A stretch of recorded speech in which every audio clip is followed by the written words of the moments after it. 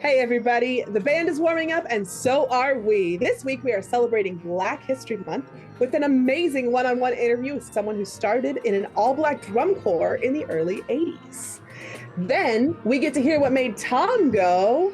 Maybe not the cleanest of things, but the energy was just like, so thick in the air, your goosebumps, And made Nicole say, "Oh, I never knew that." Okay. Wow. All this and more on this week's On a Water Break. Let's go. Set it up. Top of the show. Form, check form. Cover down. Do it again. Run it back. And we'll see you at the show. Welcome to another episode of On the Water Break, the podcast where we talk about everything you and your friends are talking about at rehearsal on a water break. This week, we have a great group of hosts and some amazing interviews coming up for the month of February as we celebrate Black history and the marching arts. Before we bring in those guests, let's see who's hanging out with us on the sidelines this week. Let's start with Nicole, fresh off some interviews that we are going to be hearing soon. Oh, yeah. Girl's been doing it. I think that I'm just going to change my profession. I missed a calling somewhere. I'm going to go back and grab it. But I've been doing the work, putting in the feet hours. My feet hurt. We did a bunch today. But it's so good, though. So good. I'm proud of myself. I needed a little bit of direction, but I'm proud of myself. I think that everyone's going to love it and learn a lot about HBCU. I cannot wait to hear it. I am so excited for these episodes to come out. Thom is here with us. How's it going, Thom? Oh, it's going great here in sunny California. Yes, always bragging. I feel like it is raining here. And Thom is like, it's always sunny here. You're not in Philadelphia. What are you talking about? And we have a guest host joining us today. Please welcome Daniel Bostic. Woohoo! Hello, I'm happy to be here. How are you? We're good. Daniel, tell us a little bit about yourself, about your background. Well, my background, I've been involved in the activity since the early 80s. More recently, I've come out of retirement to start teaching again, which is just an absolute joy. So before we jump into this rehearsal, I heard, Daniel, that you are very familiar with our guest this week, Julian. So, Daniel, tell us, how do you know Julian and what do you know about him? First and foremost, Julian is my brother. He always will be. Julian and I met when I first started teaching here in Philadelphia, and we've remained close ever since. We've been involved in some great moments together, some great memories. And you guys were involved with at the same group at Light Brigade? Yep, absolutely. My first teaching job. I met the brilliant Julian then. Yep. Well, I am so glad we have you on this week to give us a good intro for Julian. So I'm going to hand the Long Ranger over to Nicole and Trevor and let them get started with their interview with Julian.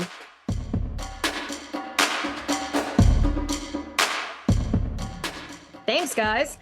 As you know, February is Black History Month, and this month on a water break, we'll be talking to Black people in the marching activity. We want to explore the history of the marching arts from all perspectives, and this is a perfect way to really get a historical Black perspective on an activity that is predominantly seen as white. The marching arts has historic roots in the military, and because of that, many Black Americans were not initially included in these activities. When a drum corps started, they basically consisted of drums, some fife, maybe some rifles guarding the American flag. It was around the 1960s that youth started really participating in the community-based organizations, and they began to reject the military style of drum corps.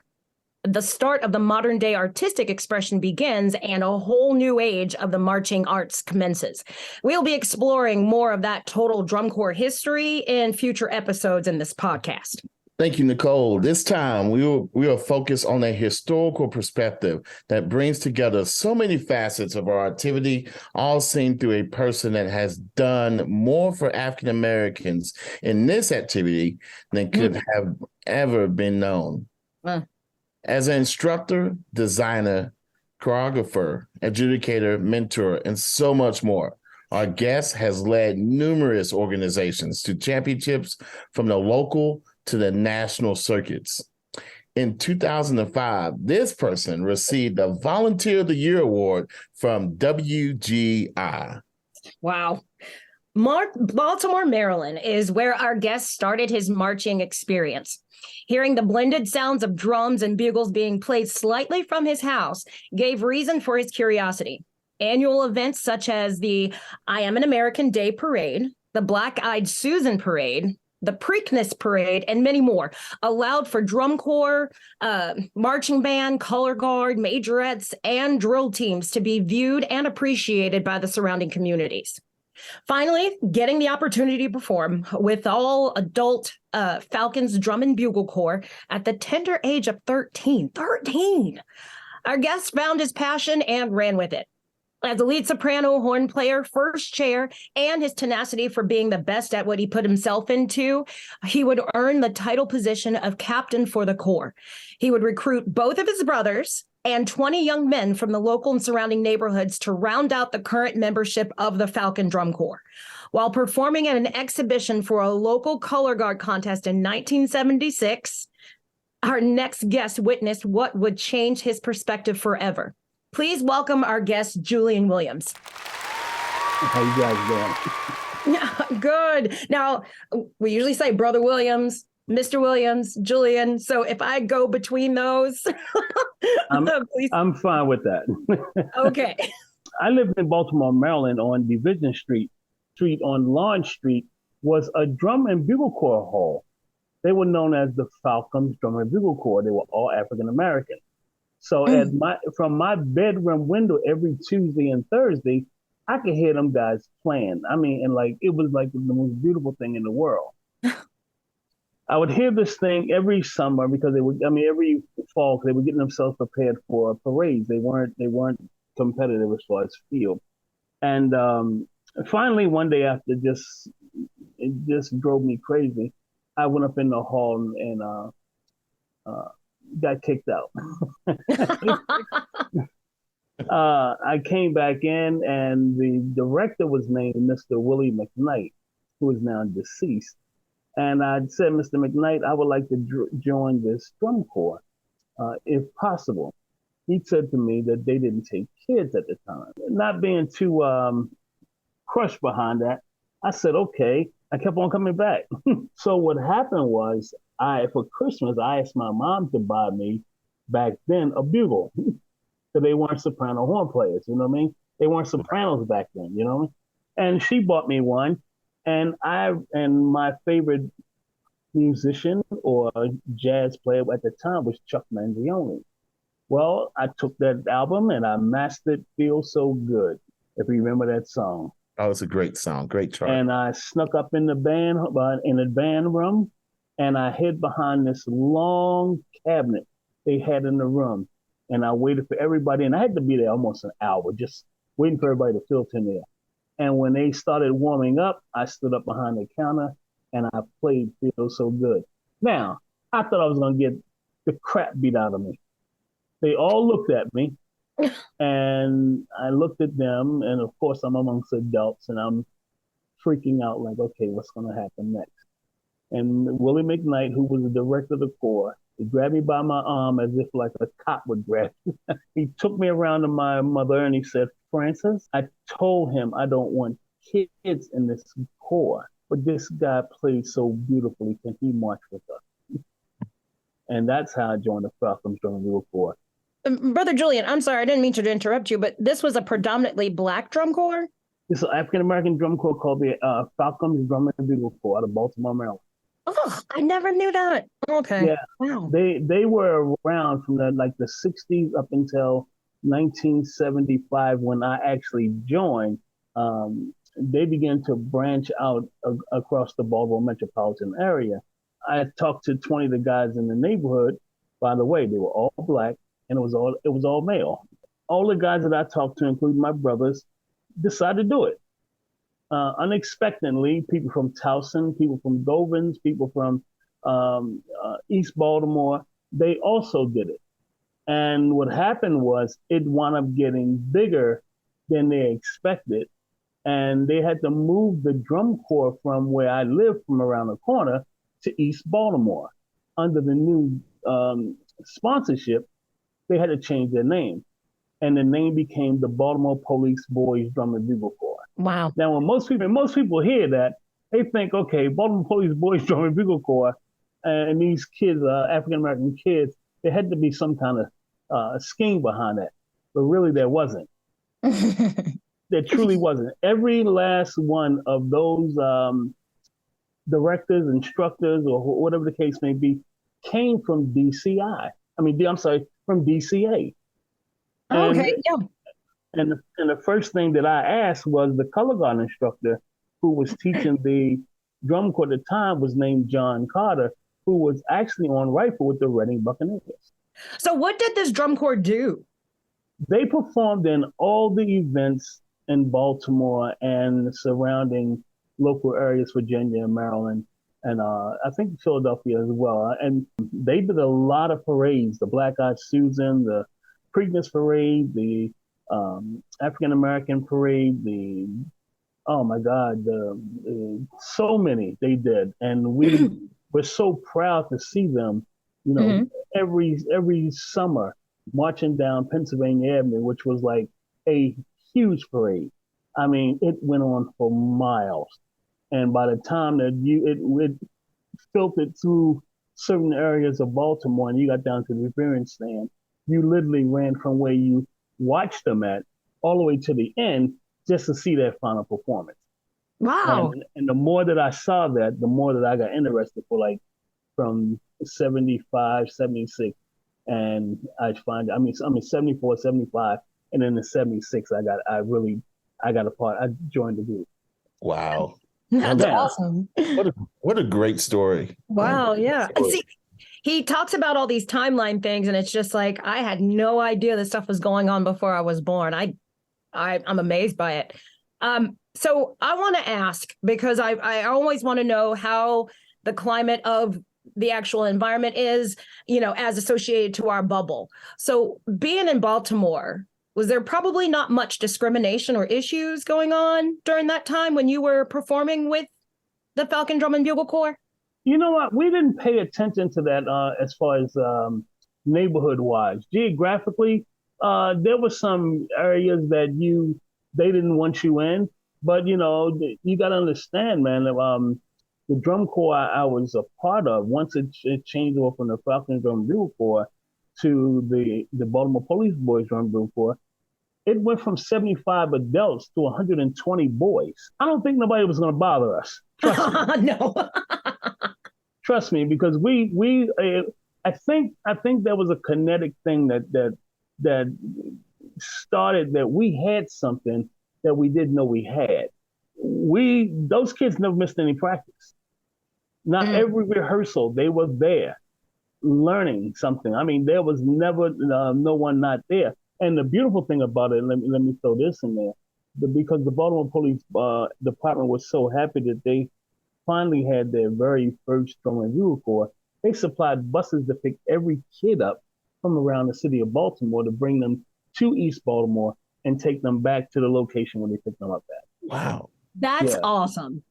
And so we, our first time out, we're in the old uniforms. Oh my God, the uniforms were so rusty and smelled so bad. They had to be 30 years old. And we did our first parade, which was called the I Am an American Day Parade. We kept hearing this roar. Every time we did something, we kept hearing this roar. Of course, we're young kids. We're not paying attention to it. But it was for us because we sound good. But of course, we're not educated to listen to ourselves. So we don't know we're sounding good because it's so many of us. But, once we figured it out, everybody started mastering their craft. And, independently, we started practicing at my house. People that lived in West Baltimore, people living in South Baltimore started practicing. In the park, people in North Baltimore started practicing in the playground. And then we all gathered together and it just became one big brotherhood, man. It was the most beautiful thing in the world. And that's how I got started in drum corps. So were you competing then? We were gonna be dressing parades. Oh my God, we did so many parades, it was ridiculous, and we won every last one of them. Now we got to a point we got so good. Willie McKnight, the band director, wanted to challenge us at the state championship parade, which was held every year in Ocean City. Back then, there was a group called the White Knights. That was the King of Kings. You know what I mean? And the beautiful thing about that, they were all white, but they sounded good, and we all got along pretty decent. And they were undefeated before we came there. And then in our first year down there in 1976, we won the Maryland State Championship. 1977, we won the Maryland State Championship. And the following year, that same year, at the end of the marching band season, I left, and that's how I got into the color guard. That takes us to our next point, Julian. So you articulately broke down how your career started in the marching arts as that horn player. What wonderful stories you just told us. And then now we see a transition that you get caught up and get bit by the color guard bug, and you went on to march the troopers in the troopers color guard. Can you tell us a little bit about your experience with the troopers and how that impacted your life? The Drum Corps did an exhibition at Douglas High School where the show was held at. And at the time, Troopers Color Guard was called the DH Troop, DH Ducks. I don't know how the world they got a name like that, but that was horrible. And they asked us to do an exhibition at halftime between that and the Color Guard show. So we did. And I didn't really pay attention to the first half of the Color Guard show, but I paid attention to the second half.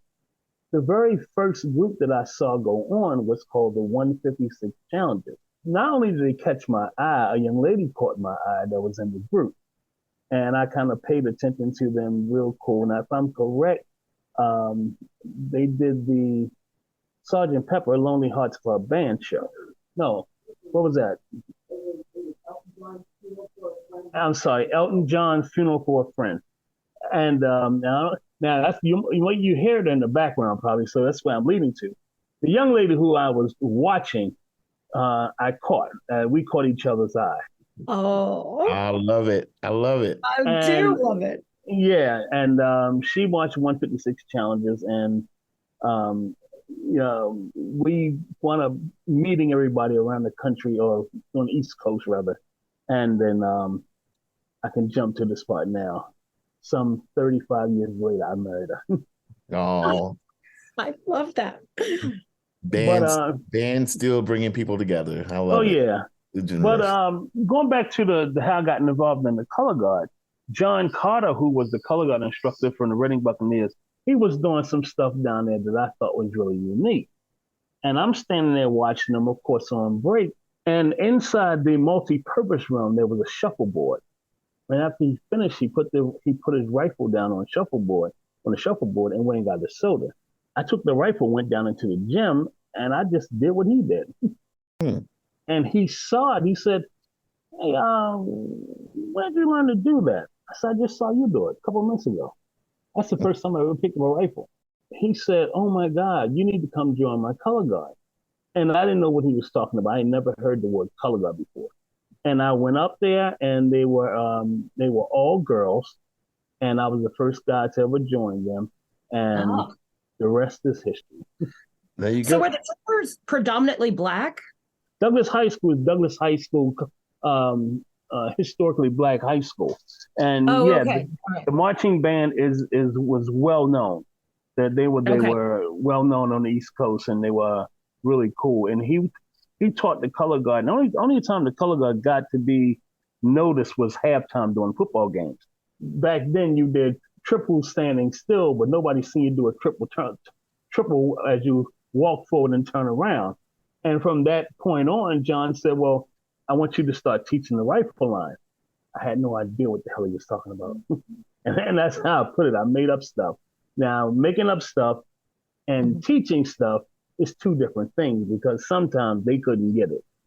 they were so used to doing the standard drop spin, which was formatted back then, and the right shoulder, left shoulder arms, the present, and all that stuff like that. And I guess I was maybe 2 years ahead of that time, but fortunately, it did transition really well with the older people leaving and the younger kids coming back, coming into the group, and it became the Troopers Color Guard, and I stayed with them from 1977 to 1982. Nice. Wow. Let's reset. Hey, this is Nicole, one of your hosts for On a Water Break, and I want to tell you about the Cookout. The Cookout is an event celebrating people of color in Color Guard. This event is happening in Dayton, Ohio, April 16th, the day after WGI Finals at the Courtyard Marriott Hotel, aka headquarters. There will be presenters and speakers, networking opportunities, food, and more. To get more information on how to get your tickets to go to the Cookout, visit marchingcookout.com or visit our Instagram, it's the Cookout CG, or our Facebook page, The Cookout. We can't wait to see you there. Guard Closet was founded as a consignment business in 2000. Since then, it has grown to include winter guard, band, percussion, and other genres. Shop our extensive consignment inventory for great looks for your team that won't break your budget. Max out your rehearsal time and set up a microsite for easy student ordering for shoes, gloves, and other equipment. Check out our fun merchandise and gift items. We can help you with custom flag and costuming designs. Contact us for custom show design services. Clean out your storage areas and get money back into your budget with our consignment program. Guard Closet is here to help you get all you want and need this winter season. Check us out at guardcloset.com and follow us on social media. So before the break, we had just left off with you marching the troopers. And then shortly after that, you had your design debut in 1983, 8 years after you started marching your horn with Charm City Connection, which was a A-class guard from Baltimore. Can you tell us what was that transition like for you, Julian? And how were you received as a designer now?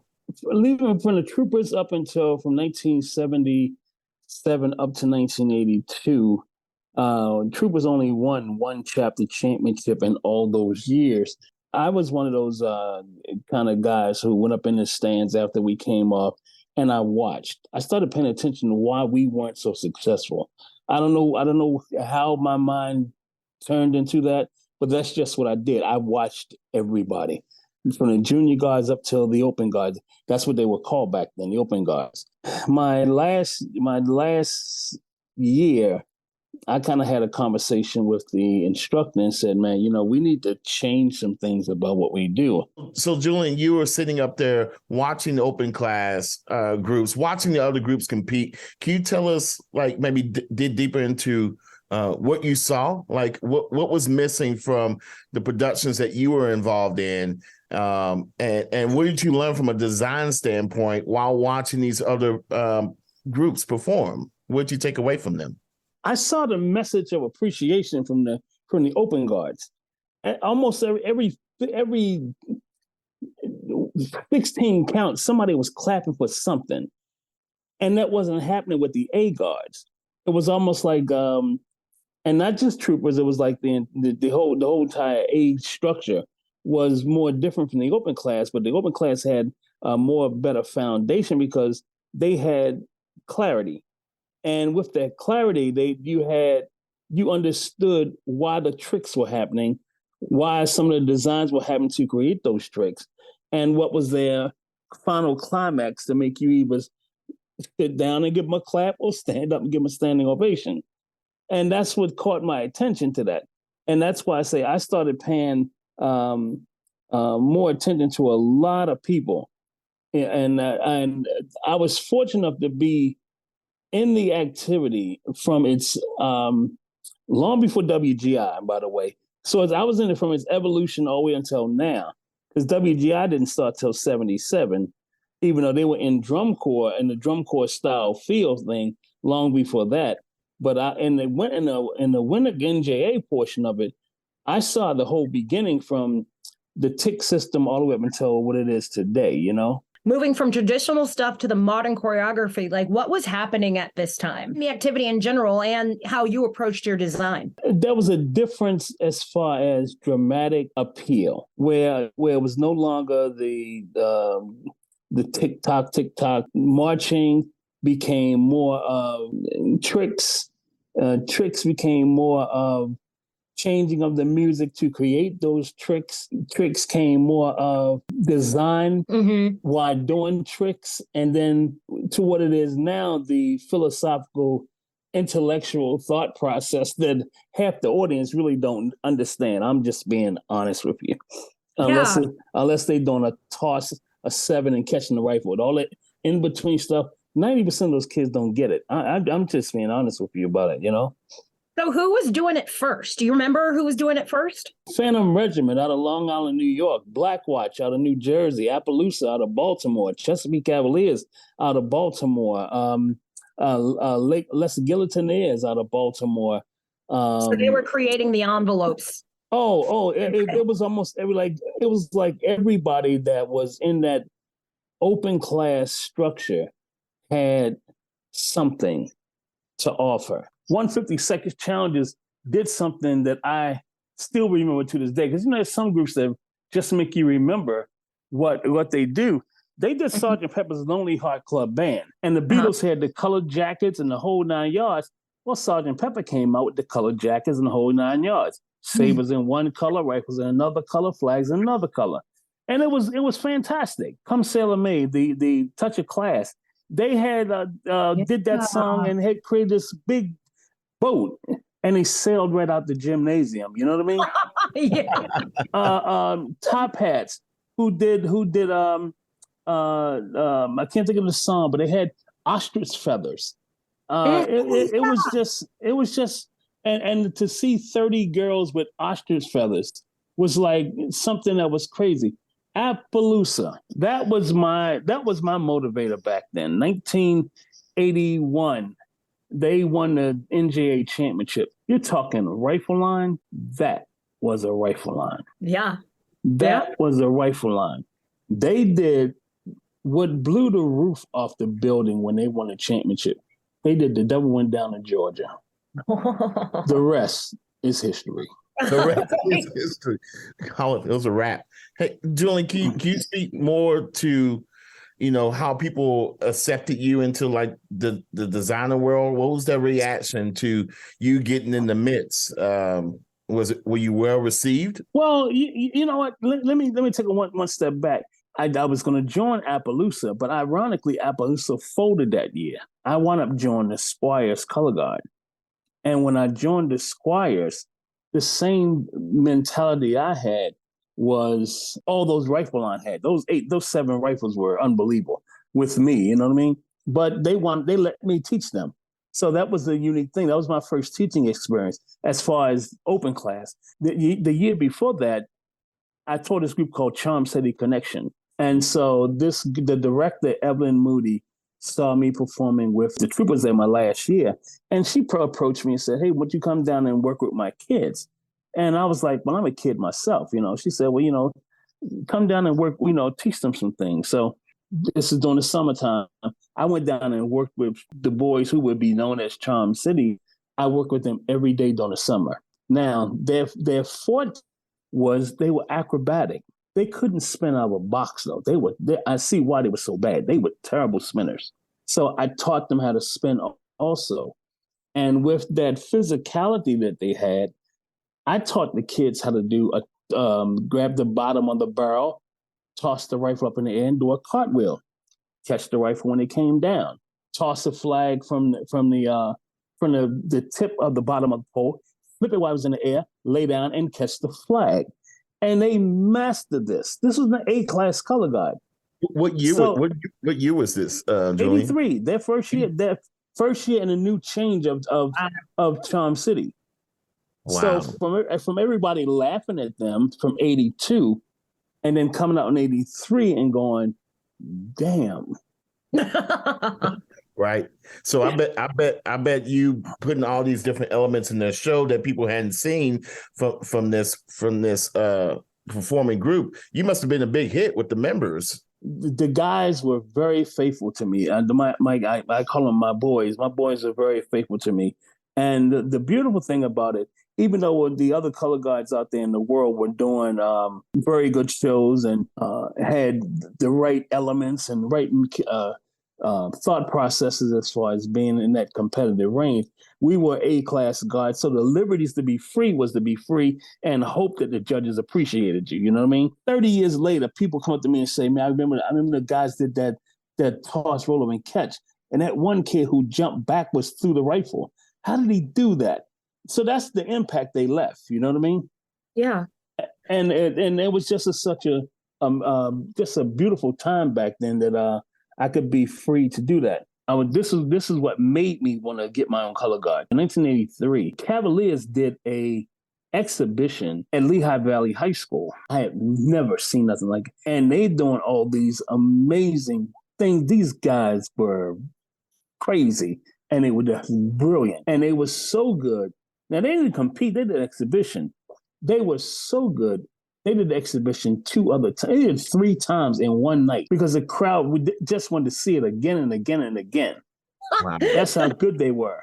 Wow. And these cats were brilliant. So that changed my philosophy about not just wanting to be a part of something, but making the crowd appreciate what was coming, win, lose, or draw. I always said, man, if you don't win first, second, or third, you can steal the crowd and make people forget first, second, and third. And I've been doing it all my life. That's great. Yes. Oh my God, that's great. That's amazing. Thank you for that story. I think Nicole has something that she wants to ask you, Julian. Well, yeah, I wanted to circle back a little bit more because being a designer, I mean, I can feel it that you had your whole heart in it.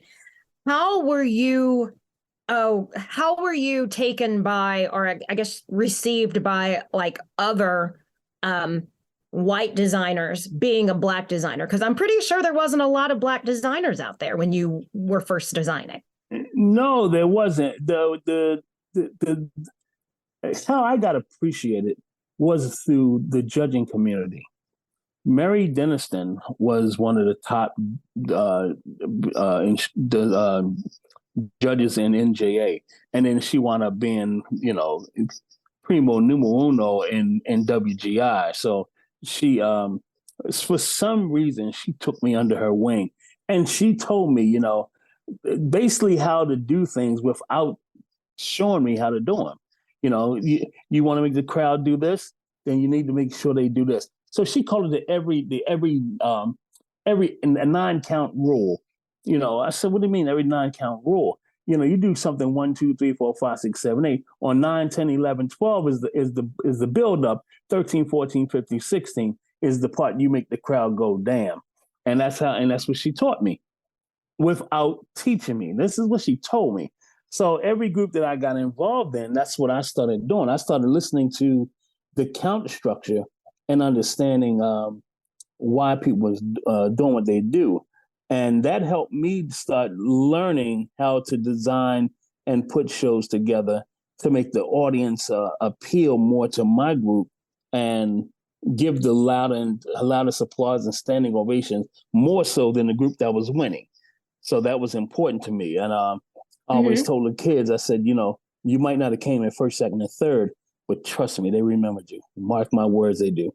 And they did. That's awesome. We were at a WGI regional and I saw Sack, bless his Sack, and I saw them do rock with Sack. And that's when I realized, oh, I can be just as crazy as them. And that's why some of the shows you see that I've done over the years, that's why I just took that philosophy and ran with it. And how did they take that? Oh, they enjoyed it. I'm still friends with Ed Devlin, who's the director to this day. Oh, I mean, it was just an amazing thing that I had seen. Steve Brubaker, who was the director of the Cavaliers, God rest his soul. He used to, just the conversation we would have, and one of the greatest, oh my God, one of the greatest acknowledgments I would have to say was the year Light Brigade, and I'm not jumping ahead of myself. The Light Brigade, we went to the Odd up in Rochester, New York, and we performed. And we did a show called Jump to the Rhythm of the Beat. And I had never heard the name George Sengali before. I had never heard that name before. Yeah. But I learned that day who he was. He was in the corner because that was the worst stadium ever in life. But he was in the corner, and he was watching a Light Brigade do their show, and he walked over to me when it came off the floor, and this is what this man said to me. He said, "Never lose your identity. That's right. You got something, and eventually it's going to go a long distance." And I kept it that way, and I live to that to this day. So everyone supported your journey. Yeah, everybody. And don't get me wrong, there was some. I hate to use the words. No, I'm not going to use it because I don't think prejudice was a word. I think there was favoritism without allowing people to be successful, if you know what I mean. You know what I mean? There were groups out there that you said, "Oh my God, we should have kicked their ass." I'm not buying that. And the crowd is telling you one story, but the judges are telling you another story. And then when you get that recap, you're going, "You got to be kidding me." So you begin to learn about the not worrying about first, second, and third, and start learning about the educational process to get the first, second, and third. So that's how I had to turn my thinking around, Right. I want to, put your trajectory towards some things. So there was one independent guard that has been around for many, many years, and you started on staff with them in '88, and it's called the Light Brigade. Mm-hmm. And I just want to tell you, so my journey in color guard, when I was in my A-class group in Virginia, I was one of maybe 4 Black people in my guard. And I actually started when I was 19. So when I started guard, I did not know, what other guards looked like. But I do know once I went into those environments and in that space, I didn't see a lot of people that looked like me. And I remember going to shows up in Maryland, and sometimes they would come down to Virginia, and I would see Light Brigade, and it was just amazing to me, not only to see Black performers, but like a whole guard of Black performers. I was like mouth agape, just watching and just taking it all in. It was great to see. And when I started marching Patriots, my first World Finals as a World Guard, performer was in Wisconsin. And that's where I saw them for the first time. But I want to ask you about, the year of 2001, where Light Brigade won A-class bronze at WGI. And how special was watching that finals performance? You know what? That was a culmination of everything that someone or somebody or a massive cluster of people who taught us, who advised us, who showed us, who talked to us. Every adjective or every thought process you can say about you should try to do this, that culminated to that bronze medal. And if you one of the things that I'll never forget about that was the kids were undefeated the entire year at home. And we didn't know at the time we had something. They went to one show and they fell apart. I'll never forget this as long as I live. And they won the show, but they only won about 1/10 of a point over a group that couldn't go to WGI and win that show. There was no way in hell they could do that. When they went to Milwaukee, oh my God, it brings tears in my eyes every time I think of it. Because everything was a blur, because the kids, they practiced was good. They were on time for everything. They were up in the morning, more, early before we wanted them to, but everything was running like clockwork. We're standing at the tunnel waiting to go in behind the black curtain. They didn't have a tunnel in behind the black curtain, and one of the girls must have she panicked and threw up right before we went to go on the floor. Oh no! And she was a Sabre girl, and I'm like the father to all these kids. So I'm cleaning her butt up, trying to get her right, and I didn't think until when they set up. It didn't process, and they set up that once we got everything on the floor and they said the judges are, God is ready, the judge is ready, and I blanked out, and I said to myself, they're gonna get a medal today.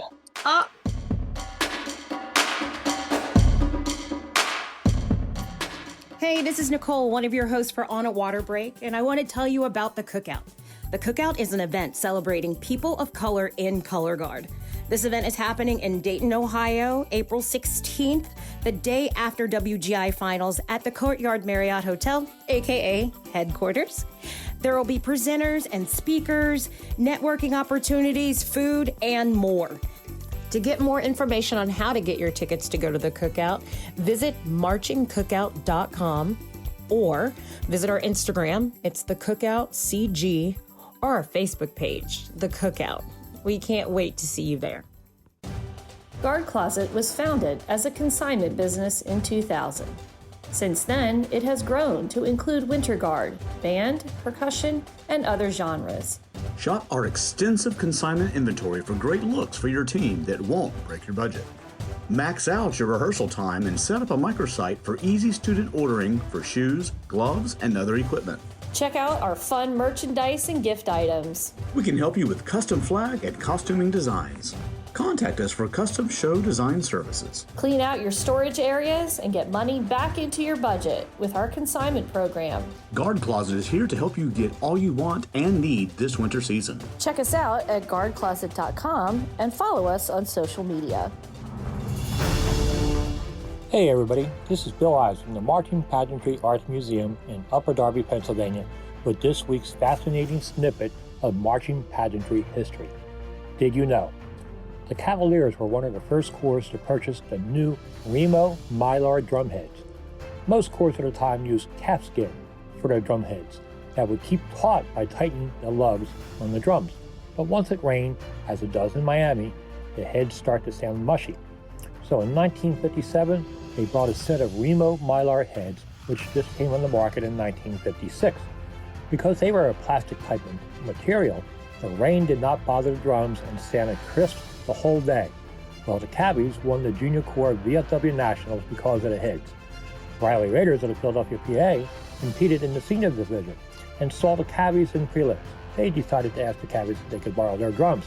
That night, the Riley Raiders won the senior division. Now, the Cavaliers had beaten one of the top Eastern corps called St. Vincent's of Bayonne, New Jersey. St. Vincent's had won the top drum trophy for the past 5 years at the VFW Championships, and they were not too happy about losing to this corps from the Midwest. In the parking lot after the show, a few words were exchanged between members of St. Vincent's and Cabbies, and the next thing you know, there's a small group of members fighting. The Archer Upper Musketeers Senior Corps saw the fight. Most members of the St. Vinny's aged out of the Junior Corps and would go to the Musketeers. And Riley Raiders also saw the fight and came to the assistance of their new friends. It lasted about 10 minutes before all sides were back to their respective buses. Competition was intense on the field and off the field back in the day. Stay tuned to the future podcast episodes for more fascinating snippets from the colorful history of the wonderful world we call the marching arts. To learn more about the Marching Pageantry Arts Museum, go to marchingpageantryartsmuseum.org and follow us on social media.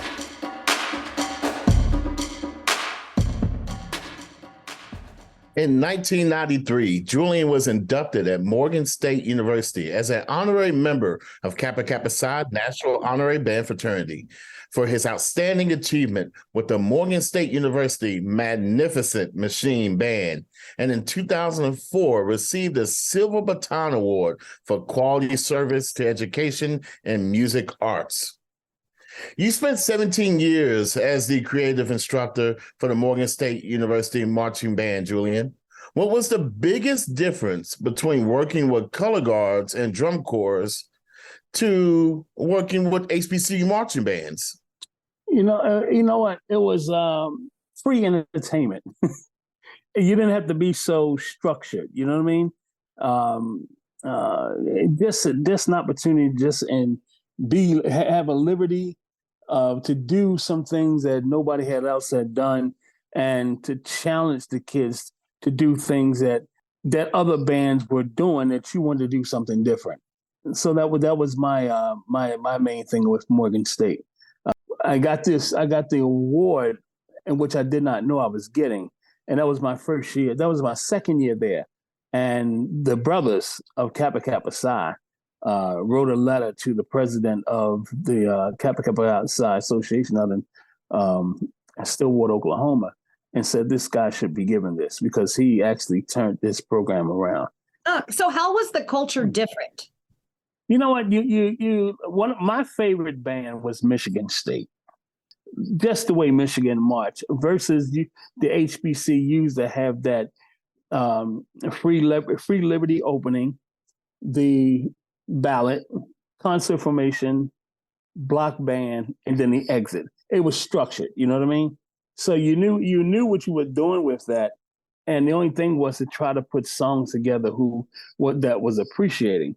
The only difference was that I found is that no matter what you did, I never thought the uniforms matched the concept of what you were doing that year. But because of finances and everything like that, you had to go with the flow. That was the only difference to me. Mm-hmm. So, Brother Julian, we've gotten to the point in the show now. We always ask our guests and give them the opportunity to do a gush and go about something related to the marching arts. And I actually want to add on to that. What do you want to gush about the future in the marching arts? You know what? I'm going to take a page out of something. Okay. And this happened with two groups. I can't think of the Japanese group that did the dance thing in the Olympics. And the year that cadets did the opening for the Olympics. I think that's where the activity is headed. Now, how do we get there?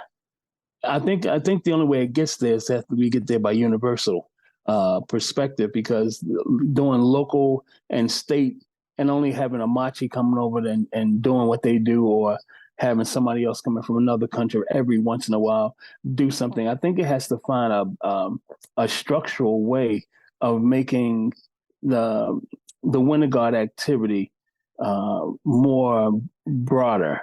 Mm-hmm. And choice-wise, of course, there's going to be a lot of groups that will not get that opportunity, if it was to ever happen, will not get the opportunity to ever even to do something like that. But those groups that will have an opportunity, if it should ever hit that level, you take your hat off them, because they have reached. I think we're at that stage now where we're at a theatrical. It really is at a theatrical stage where we can do anything. The only thing that I think it should do, I think that the world class should move up maybe 3 more minutes to just put a total production together. It goes by so fast. I know there's some things that you want to see and you can't see. Thank you so much, Brother Julian. You're a wealth of knowledge, and your stories are bar none. They're fantastic. I can't believe what you went through as an individual in this activity and making your way. I appreciate you. Thank you. And everyone, back to rehearsal. We're back in a moment. Julian is such an amazing storyteller, and to think he was a part of the transition into modern day color guard and marching band. Just amazing. Well, another amazing woman is our girl, Whitney. She's here this week for another dose of wisdom from Whitney. Take it away. Hi, everyone. Welcome to this week's Wisdom with Whitney. This week, we're going to just briefly touch on how to get out of your own way. So the majority of what we do is mental. There's a lot of physical to what we do, obviously, but so much of it is just a mental game. So getting out of your own head and telling yourself that you can do this instead of having doubts and negativity is going to take you so much farther. You're going to be able to accomplish so much more as a performer and as a team if you can all decide that you're just going to be positive about your approach to things and not have a negative or an I can't attitude with everything. And once you can break free from those negative ideas and thoughts, then you have the ability to connect with the audience on a deeper level, because there's not this invisible layer of doubt and fear between you and the audience anymore. You can bring them into your show and make them a part of your performance and your memories of the performance. I still remember from 14, 15 years ago, performing to some of my friends at WGI finals in the audience and having that moment and connection with them. And that's so special, and it will remain in my heart forever. It was also happened to be some of the most memorable shows that I've been in, the ones where I've been able to connect with the audience. And still to this day, there are people that say they love those shows and they don't remember if we won or not. And many of them we did not win. Some of the shows that I won WGI with are not as memorable, and we didn't really connect with the audience in a way that we would have hoped. But a lot of times when we were second or third, or not even a medalist spot, just in finals, people love those shows and they connect with them because we connected with the audience. And that is the most important part, is making your art memorable and really just showing everybody what you are capable of.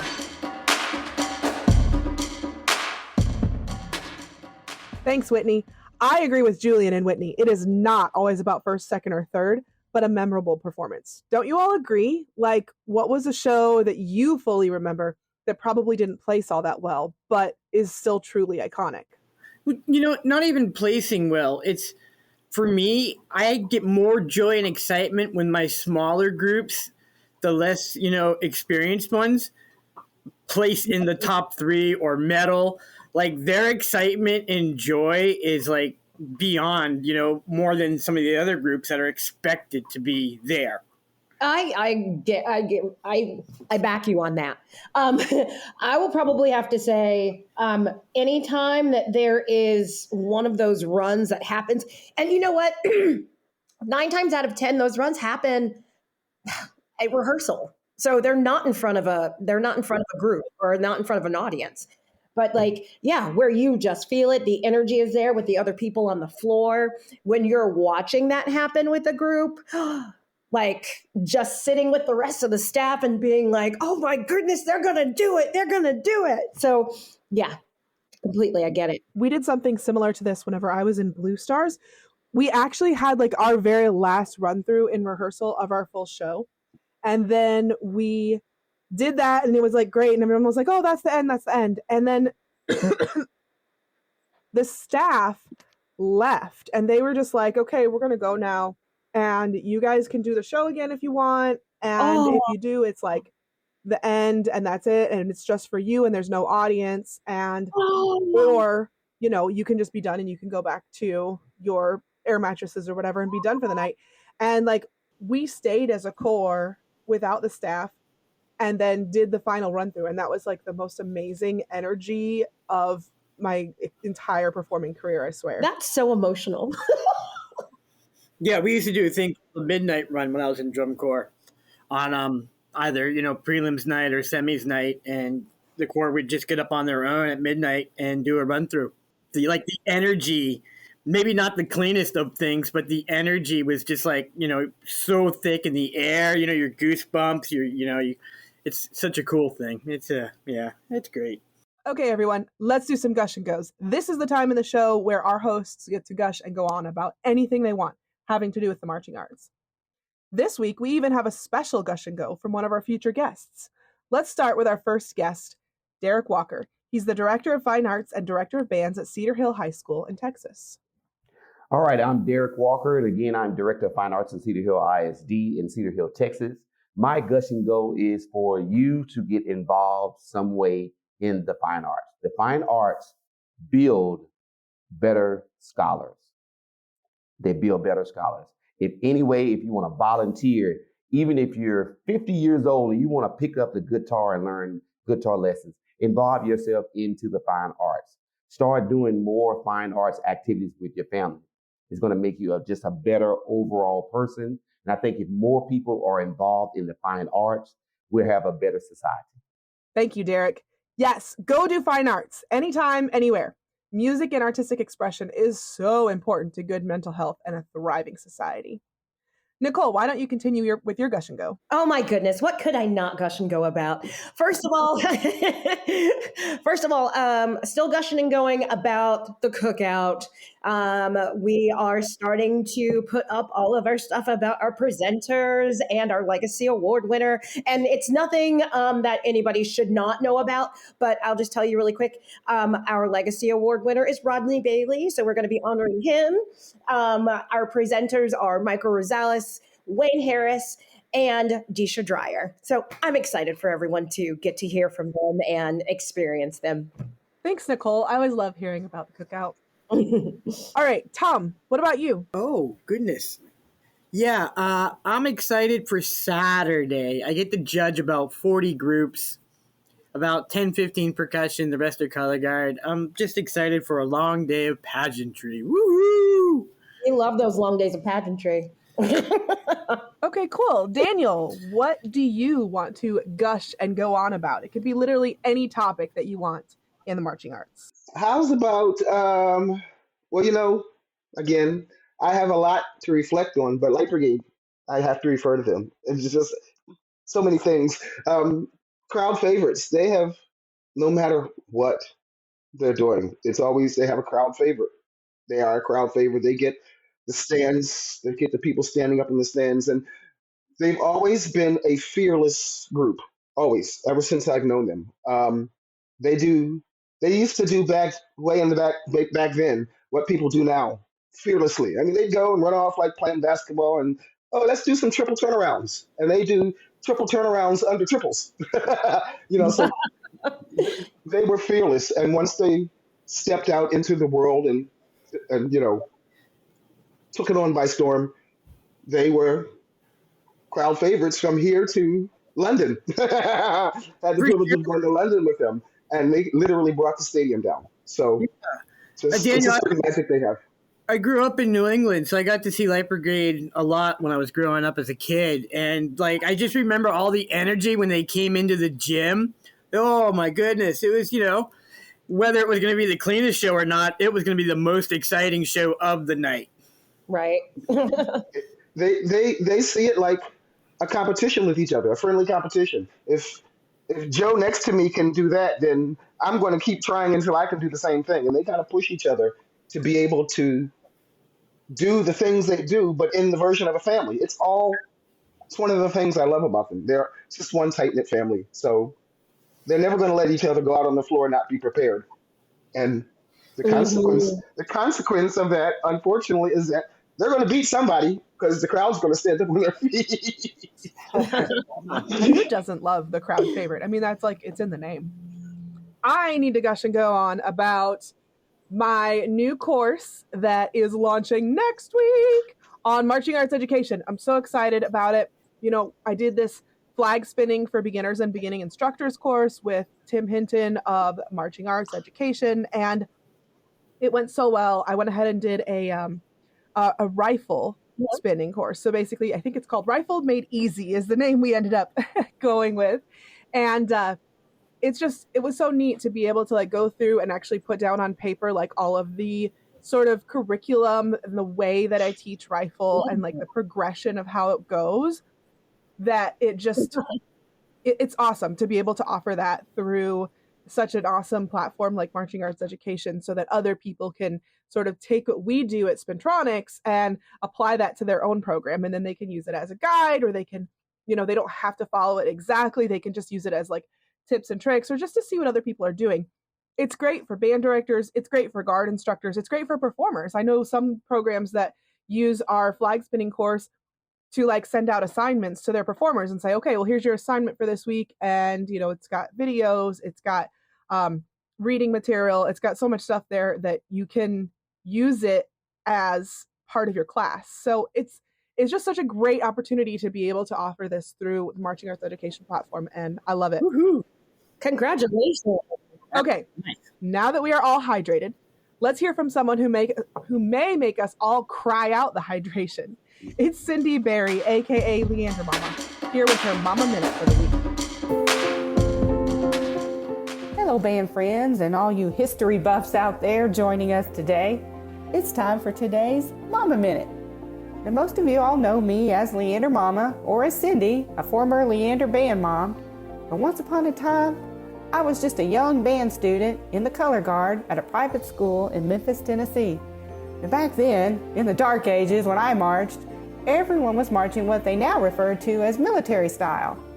We pretty much just formed a few different simple shapes and marched around in an 8-to-5 box pattern across the field.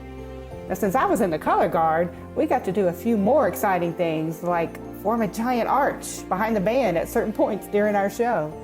One time, we even got to march to the front sidelines and perform about 20 measures of choreography. I mean, this was marching band at its finest, y'all.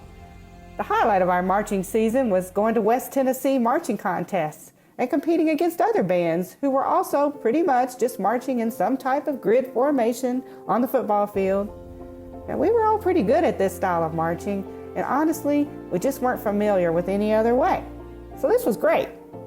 Now fast forward to 2013 when my youngest daughter was a freshman in the Leander High School marching band. I remember at our first parent preview being so excited to sit and watch my child marching in the exact same way that I had marched all those years ago. Right? Wrong.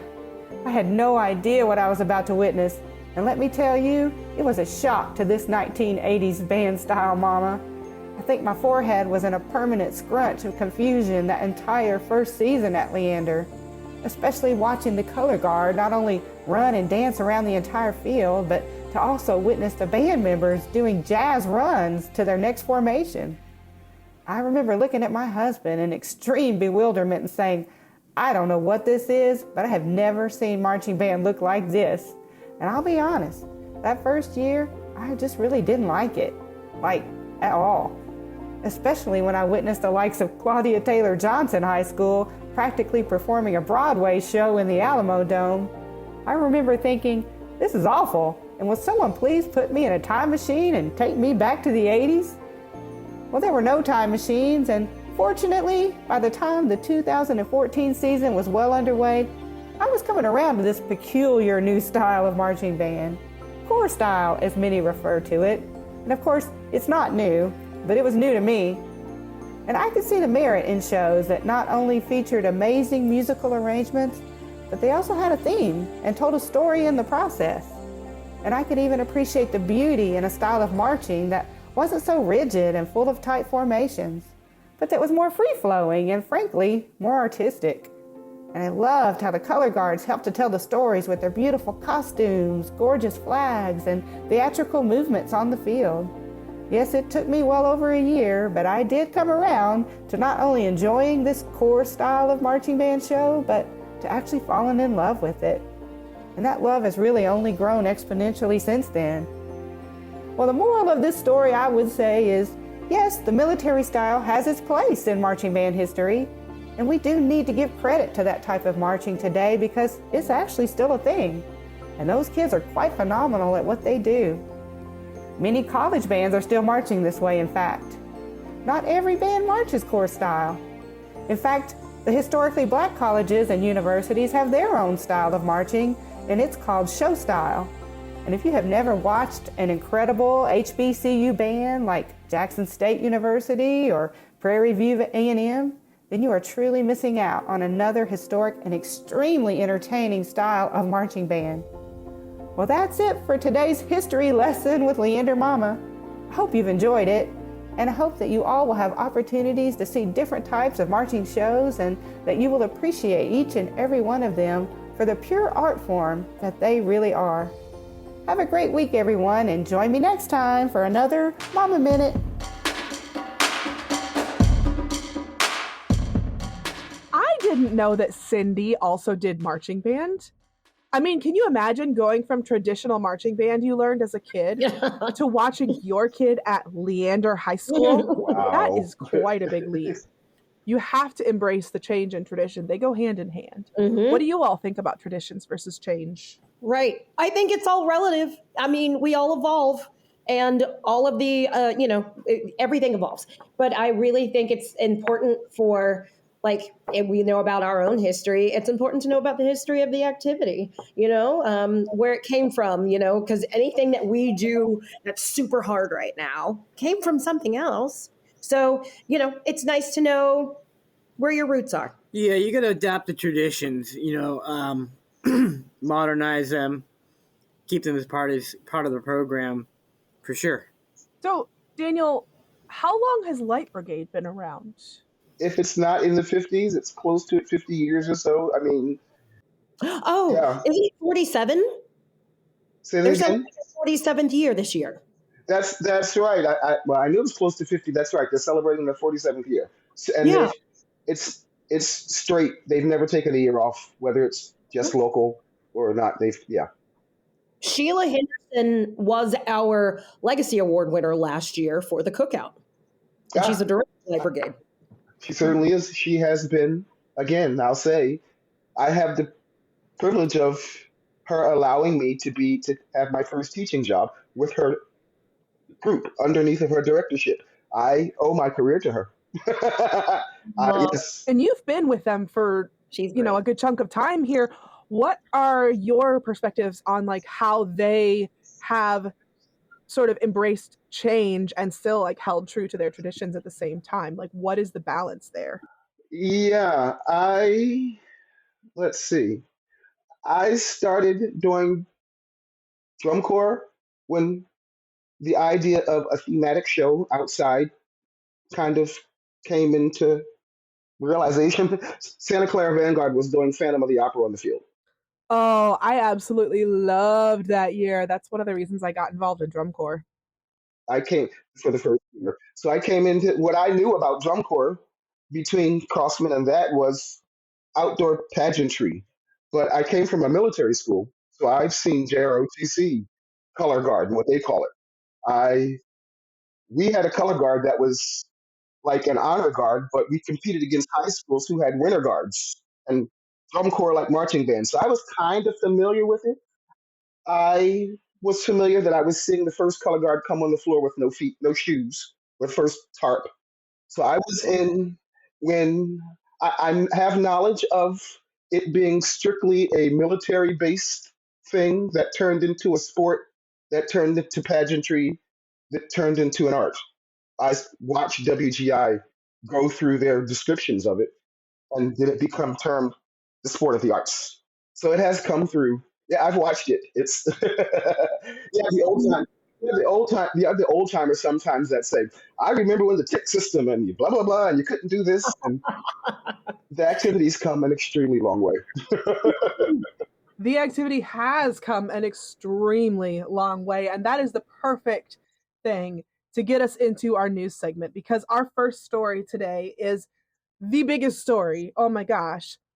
Tennessee State University won a Grammy. And if you have not seen, they have some incredibly inspiring videos online of the band watching the Grammys together on a big screen, and they just went nuts whenever their win was announced. It is so cool to just see them coming together and like celebrating this together. I would be crazy too if I were like, I just won a Grammy. Now, does each member get a Grammy to take home, or is that just one for the shelf at the band room? Oh, I don't know. I think they all need to get a bunch of mini Grammys for every single band member. A mini plastic Grammy. Just be like, I'm sorry, me and 200 other people got this. But that's so cool. So I'm not gonna lie, I didn't watch it either. So, what were there other marching bands, or was it because they were backup to someone? Like, how did that work out? From what I understand, they were part of an album that won a Grammy, and it was like a folk album category. I actually didn't sit down and watch the whole Grammys. I just don't have the kind of attention span for that anymore. So I've just been kind of watching the recaps online and watching like the different little bits that get posted on social media. It had to be like Beyonce or Lizzo. Actually, Lizzo would have used U of H because that's where she went. Well, there's been a lot of groups. I mean, like Music City Mystique's drumline spinning famous videos, Riverside Community College. Okay.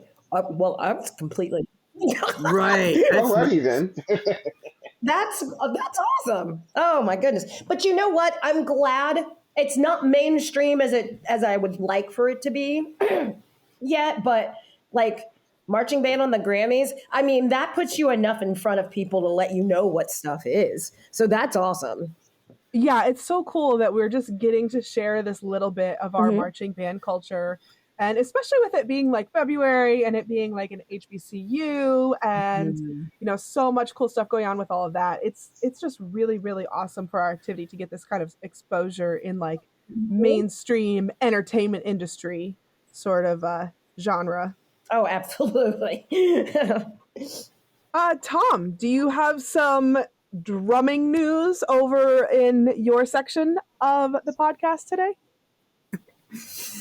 As much as I would like it to be just drumming, but that is coming soon. That's just, a week away or so. Well, you know what I mean. The Battle of the Bands. This is the HBCU style Battle of the Bands. And if you haven't seen any stuff like this before, it's not DCI, it's not drum corps, it's not your typical marching band. This is purely designed to generate energy and razz up the audience at halftime. And when these bands come together to throw down, you need like serious ear protection. It's amazing, and so much energy comes out of these groups. If you haven't checked it out, you should. Just even on watching online, you can feel it coming through. It's good stuff. These battles, I've learned. I was educated today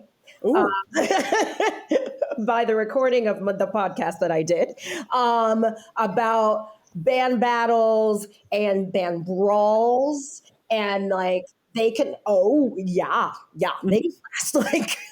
They can last like an hour. Like when a band brawl is happening, it is like a band to a band. It can last like an hour and a half. It's serious business, folks. Yeah. And super exciting. Yeah, I mean, it's kind of like, not to make joke, but it's like, Zoolander with the walk-off. It's, who can do it better? Can do that? Well, guess what we can do?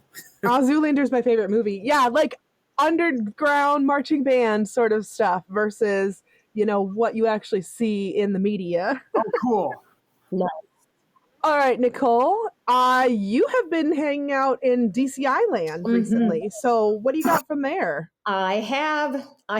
So DCI has done an article about Pyro Lugo Allen, and they are going to be the new artistic director at Blue Knights. So yeah, here's the big thing about this too. Like I know Lugo Allen, so a really good friend of mine, and so I'm super excited about it.